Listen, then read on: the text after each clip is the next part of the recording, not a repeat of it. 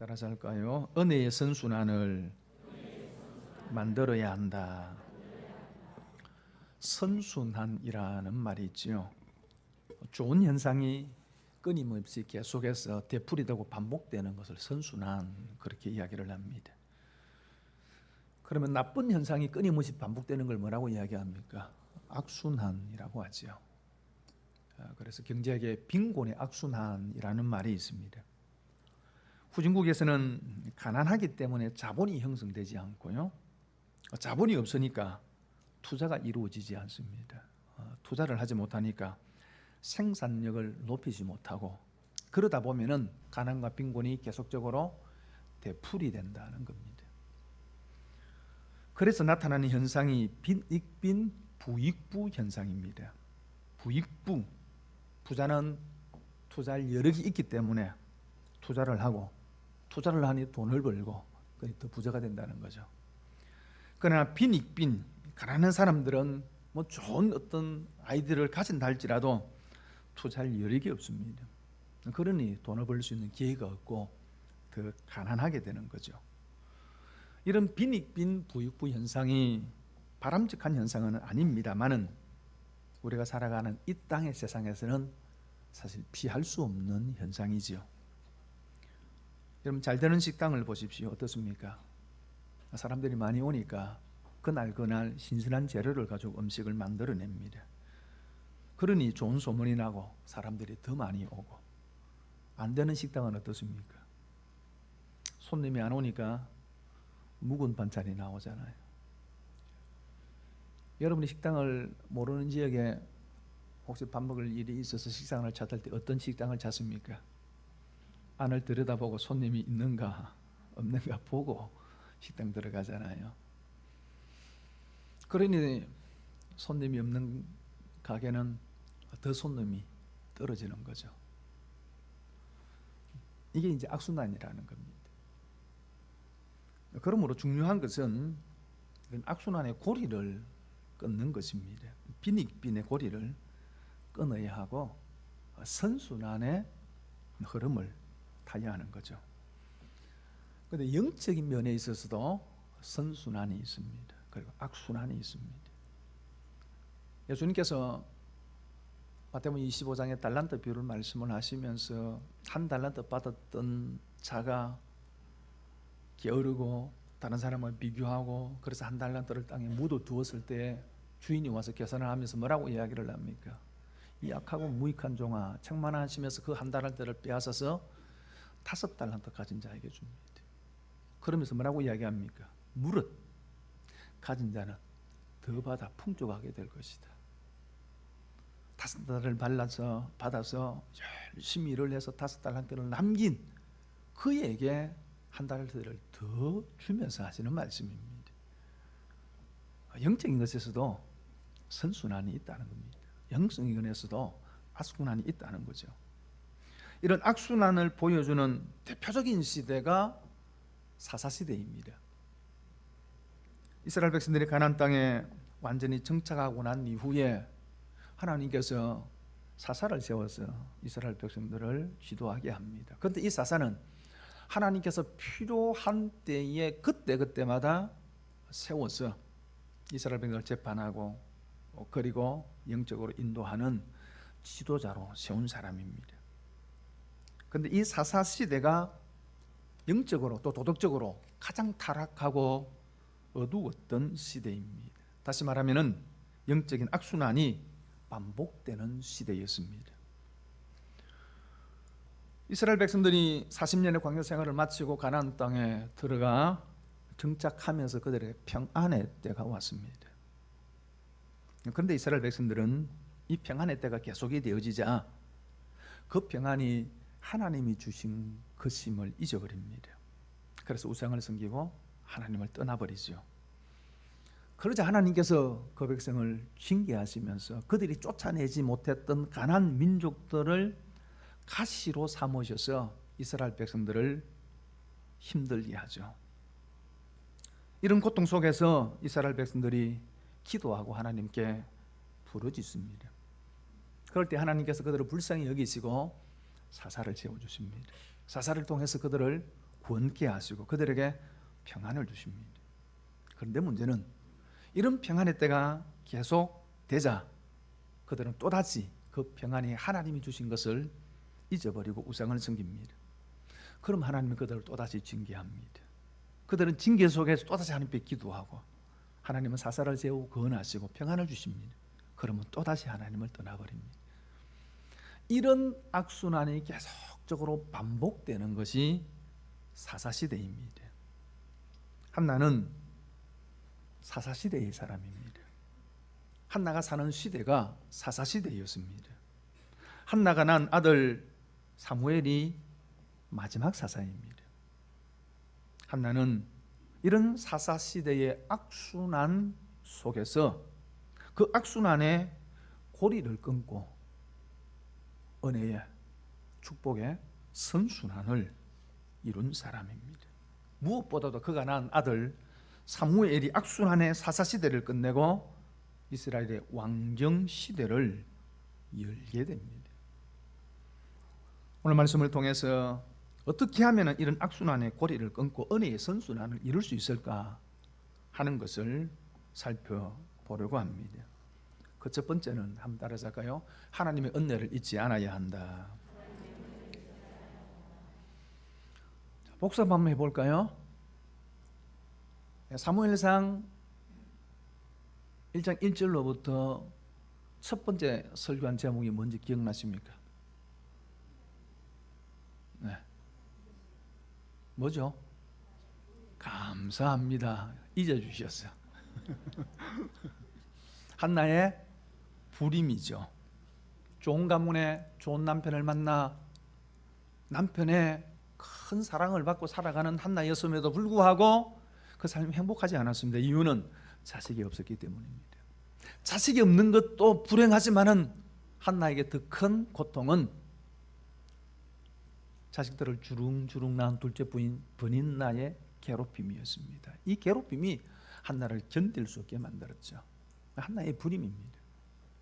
그리고 지난 주일날 두 번째로 설교한 제목이 뭐죠? 예. 이번에는 감사합니다. 기억해 주셔서 한나의 기도입니다. 한나는 자신이 겪고 있는 아픔과 불행이 브닌나와 해결해야 될 문제가 아닌 것을 알았습니다. 하나님과 해결해야 될 문제인 것을 알았습니다. 왜요? 그 불임의 원인이 하나님께 있었기 때문에 하나님께서 한나의 임신을 막으셨기 때문입니다. 그래서 한나는 하나님을 상대합니다. 하나님을 상대한 방법이 뭐예요? 하나님께 기도하는 겁니다. 눈물로 기도하고 오래 기도하고 그리고 자신의 모든 마음의 모든 것을 토해내면서 하나님 앞에 기도했습니다. 그리고 하나님께서 내 기도를 들으신다라고 하는 확신을 가집니다. 그리고 오늘 본문에는 이런 한나의 기도에 대해서 하나님께서 응답하시는 내용이 나옵니다. 19절 말씀 같이 읽겠습니다. 시작. 그들이 아침에 일찍이 일어나 여호와 앞에 경배하고 돌아가 라마의 자기 집에 이르니라. 엘가나가 그의 아내 한나와 동침하며 여호와께서 그를 생각하신지라. 이렇게 기도한 그 한나가 자기 집으로 돌아갔는데 여호와께서 그를 생각하셨다 그렇게 말합니다. 생각했다, 기억했다는 말입니다. 어떤 일을 마음에 계속 담아두는 것을 뜻하는 말입니다. 하나님은 한나의 기도를 기억하셨습니다. 한나는 하나님께서 한나의 기도를 마음에 두셨습니다. 여러분, 이것이 하나님의 역사의 시작입니다. 하나님이 기억하셔야 됩니다. 출애굽기 2장 24절과 25절에 하나님이 그들의 고통 소리를 들으시고 하나님이 아브라함과 이삭과 야곱에게 세운 그의 언약을 기억하사 하나님이 이스라엘 자손을 돌보셨고 하나님이 그들을 기억하셨더라라고 말씀하고 있습니다. 애굽의 노예 민족으로 전락했어 고통 속에 씨름하던 이스라엘 백성들이 하나님 앞에 부르짖고 기도합니다. 그런데 하나님께서 그 기도를 들으셨습니다. 그리고 하나님은 아브라함과 이삭과 야곱에게 약속하셨던 가나안 땅에 대한 약속을 기억하셨습니다. 여러분, 하나님이 기억하는 것에서 출애굽이 시작이 되어집니다. 사랑하는 성도 여러분, 하나님이 기억하시는 은혜가 있기를 바랍니다. 아니, 하나님께서 오늘 또 나를 기억하신다는 사실을 잊지 마시기를 바랍니다. 한나를 하나님께서 생각하시고 기억하셨습니다. 그 결과가 무엇입니까? 하나님의 응답입니다. 그래서 20절에 이렇게 이야기합니다. 같이 읽겠습니다. 시작. 한나가 임신하고 때가 이르매 아들을 낳아 사무엘이라 이름하였으니 이는 내가 여호와께 그를 구하였다 함이더라. 하나님께서 한나를 생각하시고 하나님께서 한나를 기억하셔서 한나가 임신하고 때가 이르매 아들을 낳았다, 그렇게 말씀을 합니다. 여기 때가 이르매라는 말은 한나가 임신하고 10개월이 지나 이제 아이가 낳을 때가 되었다라고 하는 말이 의미가 아닙니다. 물론 이런 의미도 있지만은, 그러나 이보다는 원문의 의미를 조금 직역해서 설명을 드리면 이런 의미입니다. 여호와께서 한나를 생각하심으로 고난과 갈등의 시간들이 끝나고 한나를 잉태케 하셔서 한나가 아들을 낳았다는 것입니다. 다시 말하면은 하나님께서 한나의 고통이 끝날 때가 되었다는 것을 시점을 정해 주셨다는 것입니다. 그리고 이제 그 때가 되어서 한나가 아들을 낳았다는 것입니다. 그리고 그 아들을 낳음을 통해서 그를 괴롭혔던 서름과 버닌나의 격동이 끝이 나는 것입니다. 한나가 아들을 낳고 이름을 사무엘이라 지었습니다. 그러면서 그 이유를 이렇게 이야기하죠. 내가 여호와께 그를 구하였다 함이라. 근데 사무엘이라는 말은 하나님이 들으셨다라고 하는 뜻입니다. 내가 하나님께 구했어. 하나님께서 그 기도를 들으시고 내게 주신 아들이라는 의미에서 사무엘이라 이렇게 이름을 지었습니다. 그러면 사사시대의 악순환의 구조를 다시 한번 정리를 해볼까요? 그리고 그것을 한나의 개인적인 문제와 대비를 한번 시켜서 생각을 해볼까요? 첫째, 여러분, 이스라엘 백성들은 하나님을 떠났을 때 하나님께서 그들을 징계하십니다.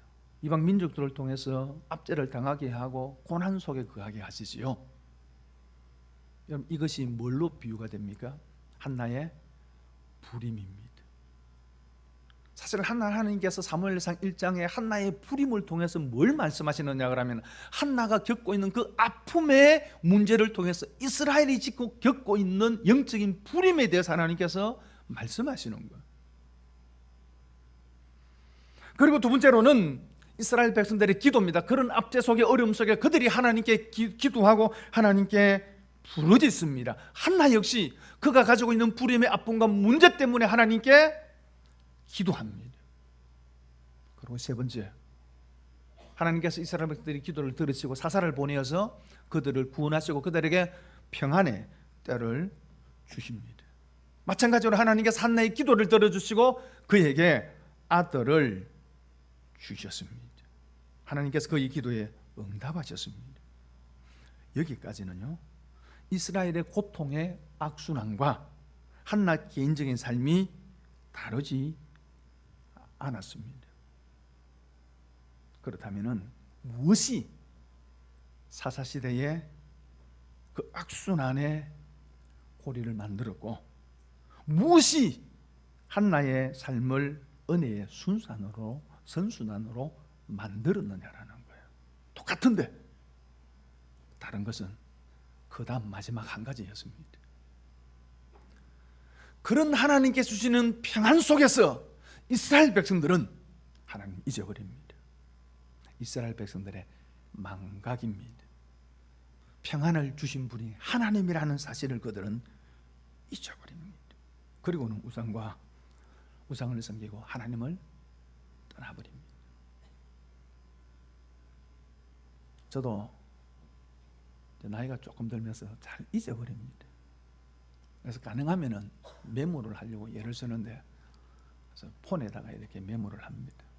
예배를 드리다가도 생각이 나면 폰을 꺼내가지고 메모를 하려고 그러다가 이게 또 목사가 예배 시간에 문자 하나 이럴까 싶어가지고 그래는 못하고 네. 아침에 교회로 출근을 하면서 제가 현관에서 하는 의식이 있습니다. 바지 주머니를, 왼쪽 주머니를 만져보고 오른쪽 주머니를 만져보고 엉덩이 뒷주머니를 딱 만져보는 겁니다. 잘 잊어버리니까 왼쪽 주머니에 폰을 넣고 오른쪽 주머니에는 열쇠와 휴대용 안경을 넣고 뒷주머니에다가 지갑을 딱 놨습니다. 현관에 딱 나서면서 만져봅니다. 세 군데. 근데 어떤 데 보면은 오른쪽 주머니를 또 만져도 열쇠가 없어요. 다시 들어가서 열심히 찾죠. 아무리 봐도 없어요. 한참 찾다가 손에 보니까 열쇠가 있어요. 저도 그렇습니다, 요즘. 그런데 그게 무슨 큰 문제가 되겠습니까? 그죠? 나이가 들어가면서 조금 이렇게 건망증도 생기고 하는 것이 그게 무슨 문제가 되겠습니까? 그런데 이스라엘 백성들은 단순한 그런 건망증이 아니었습니다. 하나님을 망각한 겁니다. 은혜와 평안을 주신 것이 하나님이라는 사실을 잊어버렸습니다. 이것이 사사시대의 악순환을 만들어내었습니다. 사실 하나님께서는 이스라엘 백성들의 이런 이스라엘 백성들의 삶에 대해서, 신앙에 대해서 하나님은 이미 이스라엘 백성들이 가나안 땅에 들어가기 전에 염려하셨습니다. 그래서 신명기 8장 12절과 14절에 이렇게 이야기를 합니다. 네가 먹어서 배부르고 아름다운 집을 짓고 거주하게 될 또 네 소와 양이 번성하며 내 은금이 정식되며 내 소유가 다 풍부하게 될 때에 내 마음이 교만하여 내 하나님 여호와를 잊어버릴까 염려하노라. 이스라엘 백성이 가나안 땅을 눈앞에 두고 있을 그때 하나님께서 모세를 통해서 이같이 염려하셨습니다. 그래서 이렇게 경고하십니다. 신명기 8장 11절에 내 하나님 여호와를 잃어버리지 않도록 상갈지어다. 하나님을 잊지 않도록 상가라, 조심해라. 그렇게 경고하셨음에도 불구하고 이스라엘 백성들은 이 하나님의 말씀을 가볍게 여겼습니다. 깊이 새기지 않았습니다. 그래서 하나님을 너무 쉽게, 너무 빨리 잊어버립니다. 그래서 사사시대에 악순환이 시작되었고 그 악순환이 반복된 겁니다. 그러면은 한나는 어떻게 선순환을 만들어내었습니까? 21절에 이렇게 말씀을 합니다. 같이 읽겠습니다. 이 아이를 위하여 내가 기도하였더니 내가 구하여 기도한 바를 여호와께서 내게 허락하신지라. 한나도 불임이라고 하는 이 안타까운 고통 속에서 하나님께 기도했습니다. 그리고 하나님께서 그의 기도를 들으시고 허락해 주셨습니다. 그리고 아들을 얻었습니다. 사사시대와 다르지 않았습니다. 그러나 한나가 다른 것은 그 다음 절입니다. 28절 말씀 같이 읽겠습니다. 시작. 그러므로 나도 그들 여호와께 드리되 그의 평생을 여호와께 드리나이다 하고 그가 거기서 여호와께 경배하니라. 그러므로 하나님께서 내 기도를 들으시고 내게 아들을 주셨습니다라고 고백하면서 그러므로 나도 그를 여호와께 드리되, 나도 한나를 이야기합니다. 그 누구입니까? 사무엘이죠. 그의 평생을 여호와께 드리나이다. 아들을 하나님께 드렸습니다. 지난주 한나의 기도에 대해서 설교하면서 기억이 났습니까? 첫 번째 통곡하며 기도했다. 두 번째 오래 기도했다. 세 번째 뭐죠? 기도의 목적을 분명히 해야 한다. 그래서 11절에 보니까 서원하여 이르되 주의 여종에게 아들을 주시면 내가 그의 평생에 그를 여호와께 드리고 삭도를 그의 머리에 대지 아니하겠나이다. 하나님께서 내게 아들을 주시면 그 아들을 나시리로 구별하여서 평생 하나님 위해 사는 사람으로 만들겠습니다라고 서원했습니다. 하나님께서 내게를 들으신다는 확신 속에서 헌신의 기도를 한 것입니다. 그리고 사무엘이 태어났습니다. 그리고 젖되기까지 서너 살 될 때까지 데리고 있다가 성전으로 데리고 갔어요. 하나님께 드리고 성전에서 양육되어 사사시대 영적 악순환을 끊는 믿음의 사람으로 사무엘이 준비가 됩니다. 한나는 잊지 않았습니다. 사무엘이 하나님이 주신 아들이라는 것을 잊지 않았습니다. 기도하여 얻은 아들이라는 것을 잊지 않았습니다. 그리고 하나님께 드림을 통해서 하나님의 사람으로 살게 하겠다라고 하는 그의 소원을 잊지 않았습니다. 이것이 사사시대와 한나와의 차이입니다. 사람들은 편안하면 과거를 잊습니다. 화상길에 갈 때 마음과 나을 때 마음이 다르다고 그러잖아요. 힘들고 어려울 때는 무슨 기도들 못하겠습니까? 주여 주시면 내가 이렇게 하겠습니다. 기도합니다마는 얻고 나면 생각이 달라집니다. 아들을 얻고 나면 아들이 자라는 기쁨, 아들이 성장하는 그 즐거움을 얻으면서 생각이 달라집니다. 약속을 어길 수 있는 온갖 이유를 만들어내고, 아니 하나님께 대한 그 약속조차도 잊어버립니다. 사실 한나는 서원을 지켜도 되지 않을 만큼, 서원을 안 지켜도 될 만큼 충분한 이유를 만들어낼 수 있었습니다. 민수기 30장에 보면은요, 아내의 서원은 남편의 동의가 있어야 효력이 있습니다. 그 민수기 말씀대로 하면은요, 우리 사랑하는 여성 여러분, 여러분이 아무리 서원해도 여러분 남편이 오케이 안 하면은 서원이 성립이 안 돼요. 한나가 서원한 거예요. 남편 엘가나가 서원한 게 아니에요. 그러면 엘가나의 동의가 있어야 되는 거예요. 아이를 낳았습니다. 귀엽습니다. 자라는 게 얼마나 이쁩니까? 하나님 마음이 바뀌어요. 근데 대놓고는 얘기는 못하고 남편한테 이렇게 이야기하는 거예요. 여보, 그 민수기 30장 한번 읽어보이소. 그렇죠? 그래 놓고는 여보, 그래가지고는 얼마든지 엘가나가 난 동의 못해. 그러면 그 서원이 성립이 안 되는 거예요. 근데 엘가나도 그러지 않습니다. 오늘 말씀해 보니까 엘가나가 해마다 몇 년째 성전에 올라가서 제사를 드리는 제사를 드리기 위해서, 그리고 더불어 서원제, 한나가 서원한 그 서원을 하나님 앞에 제사하는 서원제를 드리기 위해서 올라가는데 한나는 올라가지 않습니다. 이유는 아이가 아직 어리기 때문입니다. 여러분, 이스라엘에는 물이 귀할 뿐만 아니라 그냥 물은 마시지 못합니다. 석회질이 많이 포함되어 있기 때문에 어린 아이가 먼 길을 여행하는 것이 건강에 대단히 위험합니다. 그래서 젖대기까지 나는 올라가지 않겠습니다. 젖대거든 아이를 데리고 가서 하나님께 드리겠습니다 라고 그렇게 약속을 하자 23절에 이렇게 이야기합니다. 같이 읽겠습니다. 시작. 그의 남편 엘가나가 그에게 이르되 그대의 소견의 소원대로 하여 그를 젖대기까지 기다리라. 오직 여호와께서 그의 말씀대로 이루시기를 원하노라 하니라. 엘가나가 한나의 소원에 동의를 했다는 거예요. 그래서 오직 여호와께서 그의 말씀대로 이루시기를 원하노라, 그것이 하나님의 뜻인 줄 알았다는 것입니다. 그래서 한나의 소원을 거부하지 않고 동의합니다. 여러분, 그가 사랑했던 아내 한나가 낳은 아들입니다. 어떻게 사랑스럽지 않겠습니까? 귀하게 여기지 않겠습니까? 그럼에도 기도하여 얻은 아들입니다. 하나님이 주신 아들이라는 것을 잊지 않았습니다. 그래서 두 부부는 같은 마음을 가지고 그들이 소원한 대로 기도의 목적대로 하나님께 기쁘게 드렸습니다. 이것이 사사시대 악순환 속에서 오히려 선순환을 만들어가는 방법이었습니다. 사랑하는 성도 여러분, 하나님의 은혜를 잊지 않는 것, 평안의 날에 하나님을 더 깊이 생각하는 것, 주신 복을 붙들기보다는 복을 주시는 하나님을 붙드는 것, 하나님이 주시는 축복을 나를 위해 사는 것이 아니라 하나님을 위해서 사용하는 것, 그것이 악순환의 고리를 끊고 선순환에 만들어가는 방법이었습니다. 사랑하는 성도 여러분, 여러분의 삶을 선순환으로 만들어갈 수 있기를 바랍니다. 그리고 두 번째로는 따라서 할까요? 하나님께 경배해야 한다. 28절 말씀 같이 읽겠습니다. 시작. 그러므로 나도 그를 여호와께 드리되 그의 평생을 여호와께 드리나이다 하고 그가 거기서 여호와께 경배하니라.